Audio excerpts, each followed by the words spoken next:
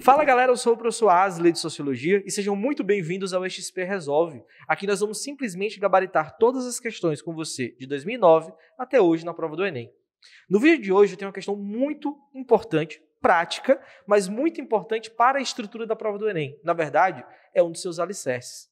No vídeo de hoje nós temos uma questão do Enem 2012, de segunda aplicação. Essa questão, ela tem um tema que é muito importante, de cara, isso já fica muito explícito, mas eu comento já já sobre isso.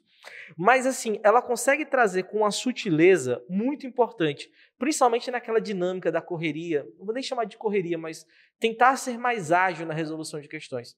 A prova do Enem ela é recheada desse tipo de itens. Só que muitas vezes com o nervosismo a gente não se dá conta. Mas com um olhar mais acurado, com mais calma, isso fica visível. Olha o que eu quero mostrar para vocês. Ó. No contexto da polis grega, as leis comuns nasciam de uma convenção entre cidadãos, definida pelo confronto de opiniões em um verdadeiro espaço público, a ágora. Confronto esse que concedia a essas convenções a qualidade de instituições públicas. É um texto pequeno parágrafo, mas que contém uma riqueza de conteúdo muito grande. Porque, por exemplo, ele já começa falando sobre a ideia da polis. Lembra o que são polis? A polis grega é aquilo que nós chamamos de cidades-estado, independentes umas das outras. Você tem várias, você tem a Atenas, Esparta, que mais aparece, mas você tem Tebas, você tem Creta, você tem inúmeras outras. Mas o que eu quero mostrar para vocês é o seguinte, a partir do século V a.C., a polis que mais se destaca é Atenas. Não tem o que discutir. Tanto que você tem, por exemplo, quando você estuda filosofia, principalmente filosofia pré-socrática, né? Você fala de Tales de Mileto, Anaximandro, Anaxímenes, Pitágoras, Heráclito, Parmênides. Em nenhum momento você ainda estava falando sobre Atenas.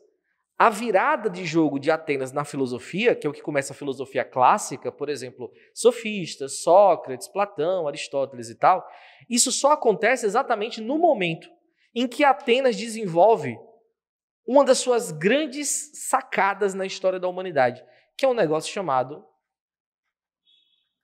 democracia. A palavra democracia, que é grega, na verdade, ela é derivada de dois outros termos, demos e kratia. A ideia de demos tem a ver com a ideia de povo, de população, de cidadão. Enquanto kratias vem de Kratos, olha a referência do God of War aqui, esse Kratos que indica, por exemplo, a noção de poder. Então, eu tenho poder aqui e aqui eu tenho, por exemplo, cidadão, ou normalmente as pessoas traduzem como povo. Um poder do povo. Só que onde é que está a sacada aqui para você gabaritar essa e outras questões? Quem é esse cidadão e quem é esse povo?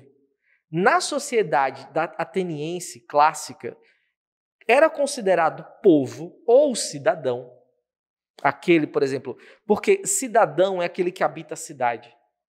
A ideia da polis vem da noção de política. Então, política tem tudo a ver com a noção de cidade. Esse cidadão ateniense, ele é uma minoria social. Não no sentido das ciências humanas, matematicamente mesmo. Porque é a menor parte. Era um pequeno grupo de indivíduos dotados de uma série de direitos.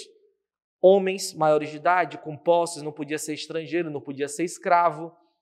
Então você tem uma série de restrições que anulava e que excluía uma outra grande quantidade de pessoas. Então esse cidadão aqui, ele é um indivíduo à parte. E eles eram tão poucos que a forma de fazer política era a partir de um debate no espaço público. A palavra público significa aquilo que pertence a todos, ou ao grupo. Veja só, esse espaço público é chamado de ágora. É uma espécie de praça, ele traduz inclusive como o espaço público mesmo. Alguns lugares vão traduzir como praça.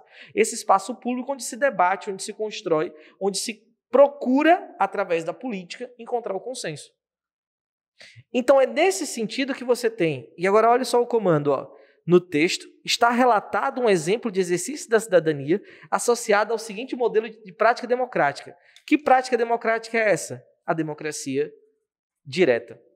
Outra possibilidade de aplicação é você não confundir, por exemplo, a democracia grega com a democracia que nós temos hoje. Enquanto na Grécia prevalecia a democracia direta, hoje, até porque seria absolutamente inviável fazer como os gregos faziam, hoje nós temos um tipo de democracia chamada representativa, no qual nós participamos do processo democrático escolhendo representantes. E, teoricamente, segundo a cartilha, esses representantes agiriam conforme o desejo e as intenções do seu eleitorado. É assim que funciona a democracia representativa.